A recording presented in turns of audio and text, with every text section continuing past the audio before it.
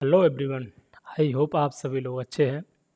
JavaScript tutorials की इस series में आज हम सबसे पहले टॉपिक जावास्क्रिप्ट इंट्रोडक्शन, जिसमें हम जावास्क्रिप्ट के कुछ बेसिक कॉन्सेप्ट और टर्मिनोलॉजीज़ के बारे में बात करेंगे। आगे बढ़ने से पहले आपको ये समझा दूं कि वाई.जे.एस, अगर आप जावास्क्रिप्ट सीखने जा रहे हैं तो यही क्यों सीखने जा रहे हैं। इसका मैं आपको एक लाइव एग्जांपल दिखाता हूँ तो शायद आपको थोड़ा सा विश्वास हो। बिकॉज आजकल लाइव सबको पसंद है, लाइव एग्जांपल सबको पसंद है, लाइव देखना पसंद है। ठीक है, तो एक वेबसाइट है W3 Techs करके,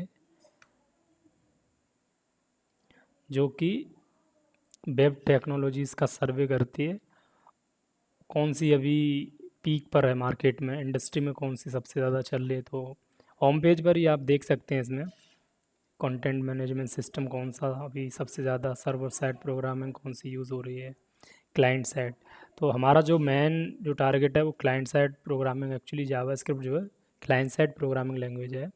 तो यहाँ पर आप देख सकते हैं यूसेज जो है वो 98% है। इसका चलो डिटेल्स थोड़ा देखते हैं।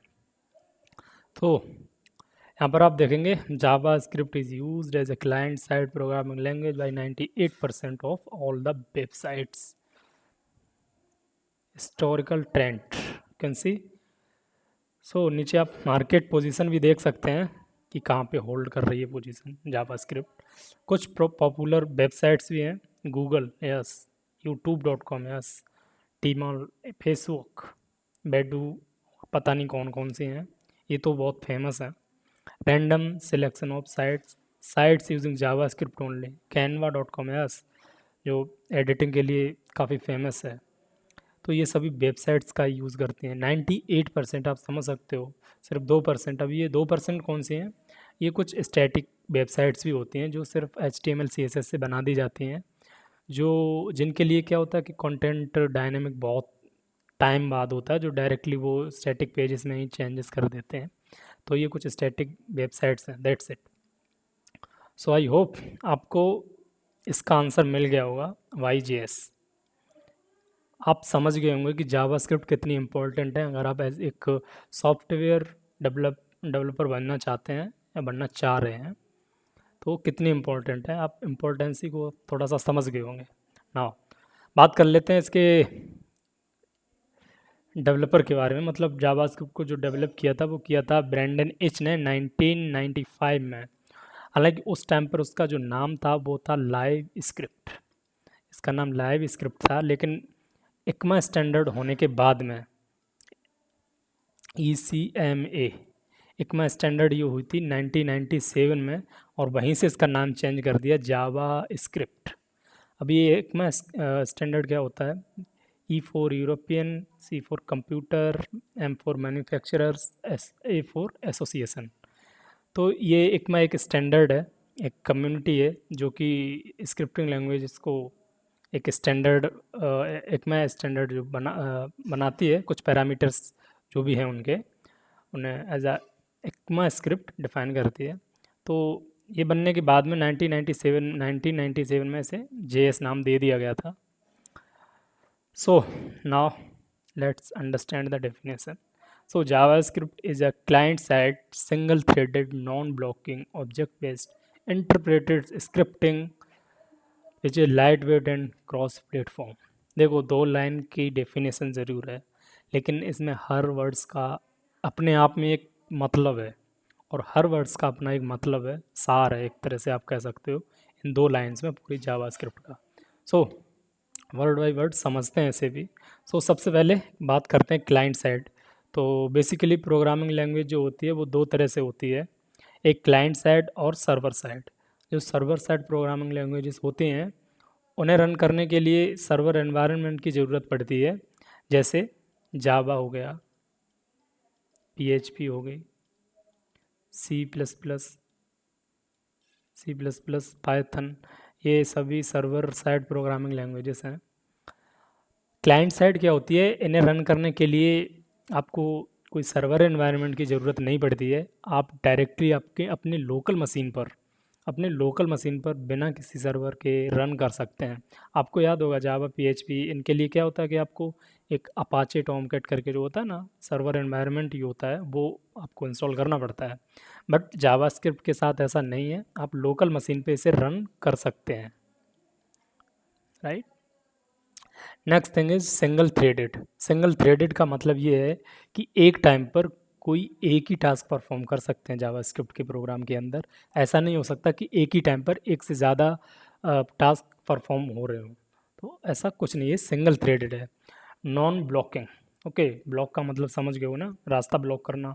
अभी इसमें रास्ते होते हैं नहीं, इसमें कोड होता है, तो कोड एग्जीक्यूशन ब्लॉक होते हैं, ये भी दो टाइप के होते हैं, ब्लॉकिंग और नॉन ब्लॉकिंग। पीएचपी जैसे पीएचपी है ना, ये पीएचपी है क्या, एक नॉन ब्लॉकिंग प्रोग्रामिंग लैंग्वेज, ओ सॉरी ब्लॉकिंग प्रोग्रामिंग लैंग्वेज है। नॉन ब्लॉकिंग का मतलब ये है कि बेसिकली अगर कोई कोड रन होने के लिए वेट करना पड़ रहा है इंटरप्रेटर या ट्रांसलेटर को, तो उस कोड को वो स्किप कर देगा, उसके आगे का कोड है वो रन हो जाएगा। लाइक यहाँ पर एक लाइन स्टेटमेंट लिखा है कि यहाँ पर अगर इस स्टेटमेंट में वेट करना पड़ा तो ट्रांसलेटर ये छोड़ देगा, पहले ये रन कर देगा, फिर जब इसकी बारी आएगी तब ये रन कर देगा। ओके ठीक है, आपके सर से ऊपर जा रहा होगा, तो मैं आपको एक लाइव एग्जांपल दिखाता हूँ इसका। ठीक है, इसका मैं थीम चेंज कर देता हूँ तो शायद आपको ज़्यादा बेटर दिखे। लाइट जूम इन कर लेते हैं थोड़ा, ठीक है। ओके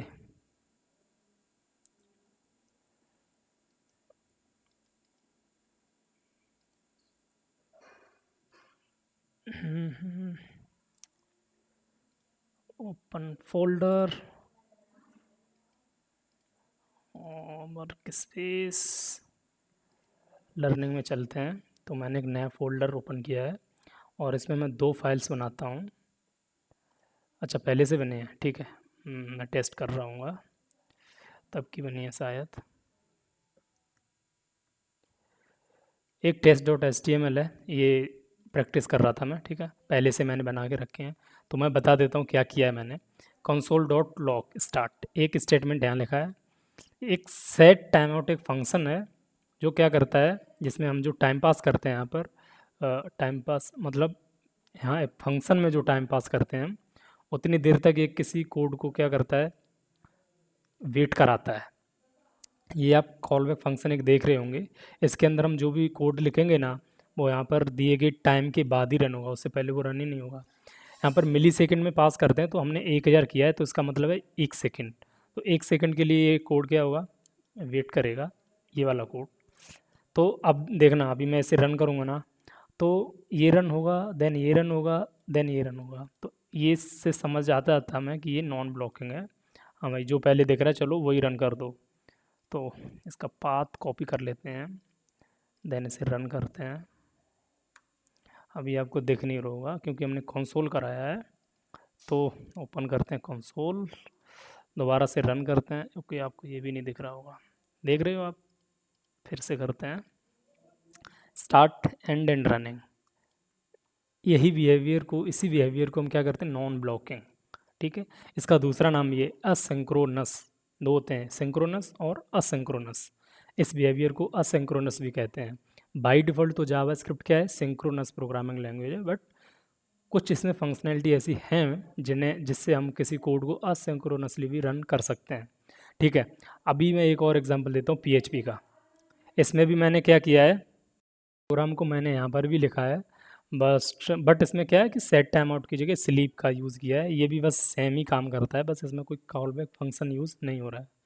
कोड को आप मत समझो, जस्ट आप एक एग्जांपल समझो एज अ रेफरेंस, तो आप अच्छे से डिफरेंशिएट कर पाएँ ब्लॉकिंग और नॉन ब्लॉकिंग कॉन्सेप्ट को।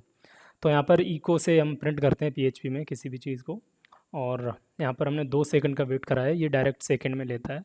तो इस प्रोग्राम को रन करते हैं, तो पीएचपी इसका भी, ठीक है, टेस्ट डॉट पीएचपी देख सकते हैं आप, स्टार्ट एंड 2 सेकंड तक वेट किया। ऐसा नहीं है कि पहले ये रन किया फिर ये, ऐसा नहीं है।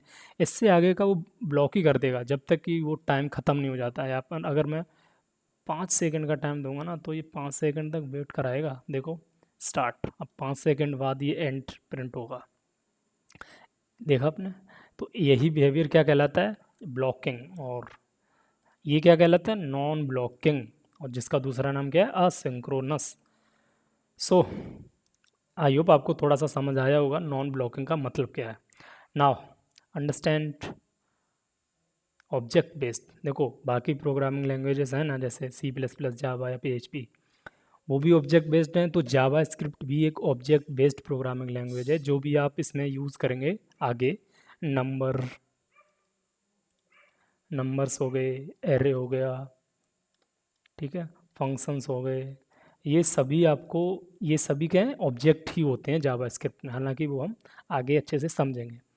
इंटरप्रेटेड का यहाँ पे मतलब ये है कि जावा स्क्रिप्ट है वो इंटरप्रेटेड लैंग्वेज है, इंटरप्रेटर द्वारा ट्रांसलेट की जाती है, जो कि इन्वोल्व होता है हर ब्राउज़र में। जावा स्क्रिप्ट को रन करने के लिए वो कैपेबिलिटी होती है हर ब्राउज़र में। देखो यहाँ पर भी दो टाइप की होती हैं, कंपाइल्ड और इंटरप्रेटेड। कंपाइल्ड लैंग्वेज वो होती हैं जो प्रोग्राम को आउटपुट देने से पहले उन्हें कंपाइल करना पड़ता है। जैसे अगर आप थोड़ा बहुत जानते होंगे जावा, सी आपने अगर पढ़ी हो कॉलेज में, तो सी या सी प्लस प्लस के प्रोग्राम को क्या है, हमें पहले कंपाइल करना पड़ता था। बट जावा स्क्रिप्ट इंटरप्रेटेड है, जो कि जो कि किसी भी ब्राउज़र में जो इन्वोल्ट इंटरप्रेटर या ट्रांसलेटर होता है उसके द्वारा रन नहीं, हाँ, रन की जाती है, ठीक है। Which is light weight. देखो क्लाइंट साइड है तो लाइट वेट ऑब्वियसली होगी, क्योंकि हमें किसी एक्सटर्नल रिसोर्स की ज़रूरत पड़ती नहीं है, तो लाइट वेटेड है। क्रॉस प्लेटफॉर्म का मतलब है कि हर प्लेटफॉर्म पे रन होगी। प्लेटफॉर्म का मतलब यहाँ पे क्या है? Operating system. अभी मैंने जो प्रोग्राम मैं यूज़ कर रहा हूँ विंडोज़, आप चाहो तो इसे विंडोज़ पे तो रन, अभी तो मैंने आपको दिखाई दिया, ठीक है। आप इसे मैक पर रन करो, मैक पर रन कर सकते हो, लिनक्स पर कर सकते हो। सेम प्रोग्राम को, आपको प्रोग्राम चेंज करने की ज़रूरत नहीं है, कोड आपका सेम ही होगा। आप मल्टीपल प्लेटफॉर्म पर रन कर सकते हो। अच्छा, क्रॉस प्लेटफॉर्म को हम बोल सकते हैं प्लेटफॉर्म इंडिपेंडेंट, ठीक है।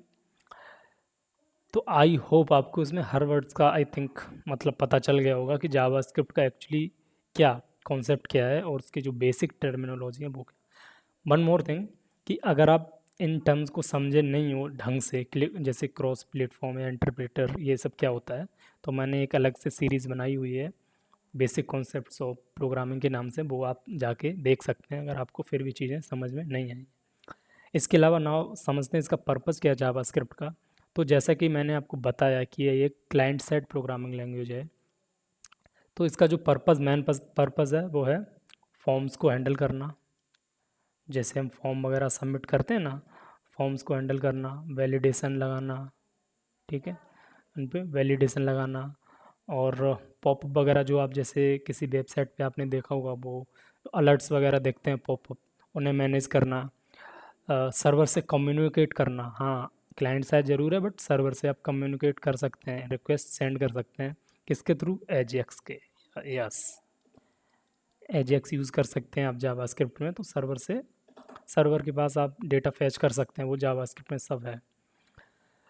और दूसरा एक पेज डायनामिक करना, पेज का जो कंटेंट है वो डायनामिकली जनरेट करा सकते हैं अपनी नीड के अकॉर्डिंग। तो ये कुछ बेसिक यूज़फुल केसेस थे जो जावा स्क्रिप्ट में हम करते हैं, उनकी ज़रूरत ही पड़ती है। कुछ जावा स्क्रिप्ट का मेन पर्पज़ ही यही है, पेज को मैनिपुलेट करना, डायनामिक करना नीड के अकॉर्डिंग, ठीक है। तो आई होप आपको ये चीज़ें समझ में आई होंगी जावा स्क्रिप्ट के बारे में। फिर भी कोई कन्फ्यूज़न रहेगी तो नीचे कमेंट बॉक्स में पोस्ट कर दें, मैं जल्दी से जल्दी रिप्लाई देने की कोशिश करूँगा। बाकी नेक्स्ट वीडियो में, नेक्स्ट टॉपिक में हम देखेंगे जावा स्क्रिप्ट सिंटैक्स के बारे में, कि प्रोग्राम का सिंटैक्स होता है वो क्या होता है। तो मिलते हैं नेक्स्ट वीडियो में। Thank you.